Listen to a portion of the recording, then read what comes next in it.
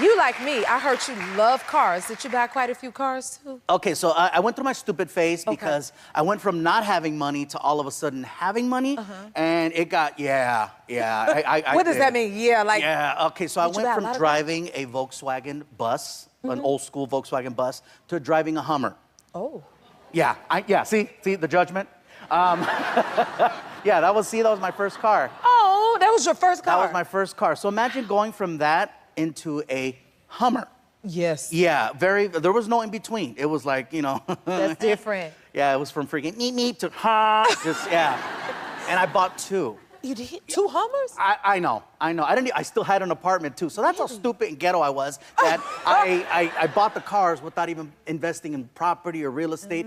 I didn't have anybody to guide me or tell me, hey, listen, kid, you're making some money, you're making some bad decisions. If you want to keep this going, you need to do certain things. I didn't have a mentor. I didn't have a guide or someone to pull me aside. Yes. At this point, the machine was moving and I just started, I was a rapper without the rhymes. Because I just started buying dumb things, and I didn't need that. And so that's why now when I see these new comics or entertainers that are out there and they're successful and they're starting to do what I did, I try to give a little bit of advice, but not too much. I give examples, but you know, my examples are horrible because I'm still in this position. So when I say you shouldn't do that because it might go bad, and then they're like, well, it might go good, like for you, and I'm like, well, okay, whatever, buy your car. Buy your car. Start it out. Ooh. So I got to do a television show, and oh, there I am. Oh. Oh my God, look at all that hair. I had hair, braces. Look at that, man. Ah, what a kid. What a kid right there. I got my first check right there. I was on a television show on Nickelodeon. And with that check, I went out and I bought myself a leather jacket at Wilson's House of Suede. Oh. Yeah, some of you remember that store at the mall? That is funny. Yeah, when people used to go to the malls? Oh, yes, when we used to go to the malls. That leather jacket, I wore that jacket every day. That was your good jacket? That was my good jacket. Did you wear it to any other auditions or anything? I wore that jacket for like 5 years straight. 5 years? I did. I wore it out. I still have it though. I was gonna ask, do you still have it? I still have it. That's good. Almost fits. That's the goal. When people say, how much weight do you want to lose? I need this to close. But yeah, I bought a leather jacket. I was so happy. I mean, like seriously, like, you know, anytime you walk around the mall, especially when you're young and you're like, oh, it'd be cool to have this, buy that. And so to be able to do that with money that I earned doing something that I love meant everything to me. So that jacket symbolized that I'm doing the right thing. I love that for you. Woo. Aw, yeah, but you're a great mentor, though. I try, but thank you.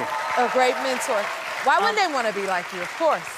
The problem, though, I'm sorry, the problem with trying to be a mentor is that a lot of times the advice you want to give someone, it might not necessarily be the best advice for them. Right. It might have been what worked for you, but everyone is different, and it's hard to accept the fact that your magic won't work over here. Yeah. You know what I mean? And I'll be the first one to admit, I've tried giving advice to friends, giving advice that I thought was right, and it turned out to be completely wrong, and I'm glad they didn't listen.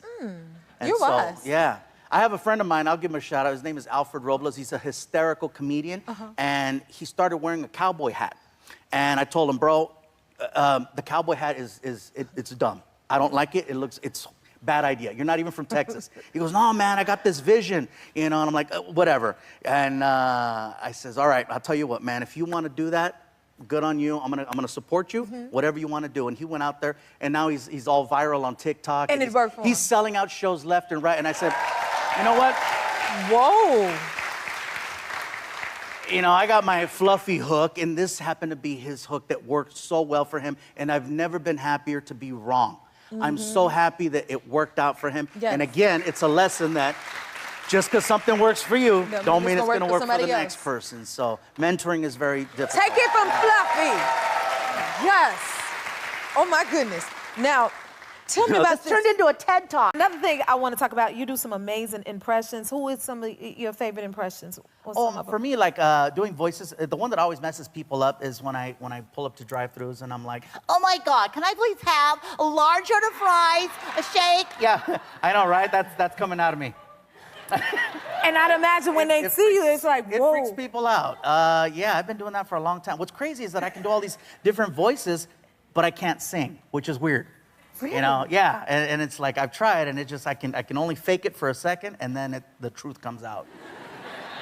Yeah. So you couldn't even fake a song. Exposed. Exposed. How long does it take you to get a voice down? I have to hear something or someone long enough, and then kind of just, you know, it's when you're trying to find that sound, and you just keep doing it over and over again until you hear it, and then having amplification doesn't hurt either. But that girl voice, I started doing that when I hit puberty, and I just never been able to stop. Yeah. You know what happened? You hit 11, 12, and you answer the phone, you're like, hello! And like, can I speak to the man of the house? Like, that's me! You know, Oh, I gotta ask this. So, did you ever like impersonate one of your parents if you ever got in trouble at school and then they had to call your house? Oh, I would definitely answer the phone. No, sí, deja hablar con mi hijo ahorita. Vamos a ver. I'm going to talk to him. Don't worry. I got it. It's okay. Mijo, what are you doing? I would yell at myself on the phone, you know. Oh, so you split it? Oh, yeah. See, that's a true actor it was a right gift. there. You got to do Space Jam. Yes, I know. It's perfect because we're here at Warner Brothers. I played Speedy Gonzalez, and we actually did some of the recordings a couple stages from here. It was pretty awesome because, you know, I was very familiar with the character, and it was a lot of fun. But I told the producers, I go, look, just because I'm Mexican doesn't mean I can only play the Mexican character. Good point. Because I did it, you know. Hola, I'm Speedy González de Pases Barcelona, México. Arriba, épatale. You know. Got it, right? That was dope. But I could do I told him I could do the whole film by myself. I could. Well, Marvin the Martian. Oh my modulator. You know, Bugs Bunny. What's up, Doc? Oh my God. You know, so yeah. I said, hey, I'll do the whole movie for half plus medical insurance. My favorite part was the fact that they entertained the conversation. They did? Yeah, because they're like, you know how much money we could save? No. You could do them all. But apparently, you want me to sign something for you? You know, hey, you notice how, like, for some reason, like, I do speak Spanish, but I still think in English. So in order for me to speak Spanish effectively, I have to slow it down or sound different. Notice that when I speak, tengo que hablar en esta manera para hablar. I can't speak in my own voice in Spanish. It's the weirdest thing. Interesting, because you had a whole new face. Yeah, I know, right? It's like, yeah, I have to become somebody else in order to pull off Spanish clean. Otherwise, some of you know what I'm talking about. Yeah, you're like, oh, Mexican, right? But then all of a sudden they say speak Spanish, and you're like, oh, Taco Bell. Viva gorditas. Yeah, it's just it's very different. That was really cool. Yeah. Okay, I'm learning. You're gonna teach me one day. Yeah, my posture changes and everything. You're like, that's how I feel. Oh yeah, on the phone, I'll get you all, you know, hot and bothered, and then I show up and you're like, oh wow, this is different. Did y'all see how he switched like that? That was dope. Okay, you have sold out several shows. Like, you gotta have some hardcore fans. Like, oh yeah, I'm like Mexican Taylor Swift. He's a Mexican Taylor Swift. Whoa. I like how you said that. I'm Mexican Tay-Tay. A fanatic. So I want you to teach me more about collecting cars, because you collect cars, right? I do. I collect cars. I have a Jay Leno starter kit. Jay? Basically. Well, Jay has a bajillion cars, and yeah, I know, right? He's got a problem. Whoa. I started, you know, well, my first car was a 1968 Volkswagen bus that my brother helped me get, and years later, I had gotten an ex-girlfriend her first car back, and I wanted my first car back, so I got one, and one turned into 30. And yeah, so it's all Volkswagens in there on the right side of the picture. And what's really cool about collecting the same car over and over and over, Jay Leno goes, it's stupid, why you collect the same car?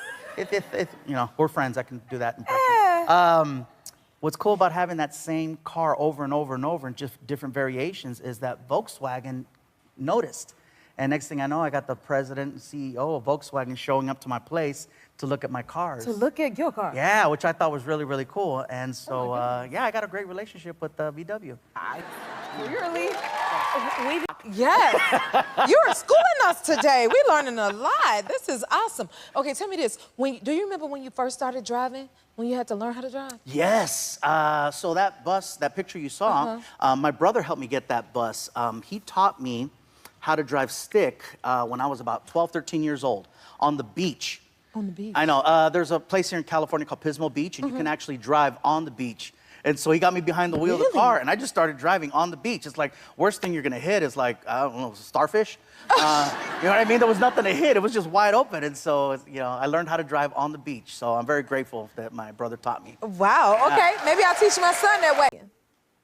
Before, I had a couple things that I was doing. I sold cell phones. You did? For a company called LA Cellular back in the day that eventually became AT&T Wireless. Yeah, that's back when you can, back when phones were a little stronger than now. They you know, to let you guys know, I sold a phone called a Motorola PC550 flip phone. You better sell a phone. Yeah. That was like, no, seriously, because like now you drop a phone and it's like, oh, I got to go to the kiosk and spend $150 for a new screen, right? Back in the day, if you were on that phone, you could use that phone as a weapon. Like, you know, give me your money. Like, bam! Like, honey, somebody tried to mug me. And so I did that for a few years. And before that, I worked in telemarketing. And I even dug ditches. That's a whole nother story. But, but yeah, it was cool.